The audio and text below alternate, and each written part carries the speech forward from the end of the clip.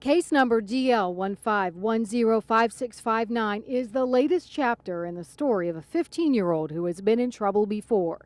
This case is in connection to the kidnapping, sexual assault, and robbery of a bartender at the closing room Thursday afternoon. The teenager was first arrested just hours later, but then turned over to a guardian because prosecutors tell me there was not probable cause to hold him based on the police report they were given. Dwayne Deskins is the chief prosecuting attorney for the juvenile division. The people in the police department at the very top have all looked at that report and found it woefully inadequate.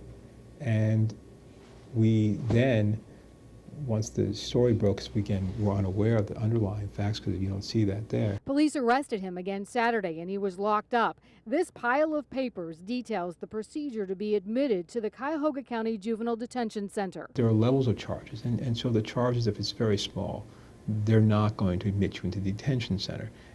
There are lots of reasons why. Reasons, for example, like the offense and prior record. Prosecutors explained to me that it is harder to be locked up as a juvenile than an adult, and that is done purposely. Their brains are still developing, and they say medicine do no harm. If you actually keep them longer than you need to protect the society, you actually are breeding your next offender. Roughly 6,000 kids come through the county's juvenile court system every year. There is room in the detention center for 120, so only the most violent are locked up. Deskin knows what it's like to have someone you love become a victim. His cousin was murdered. So to the bartender, he says, I am sorry, obviously, for what happened to you. I can guarantee you we will be vigorous in our prosecution.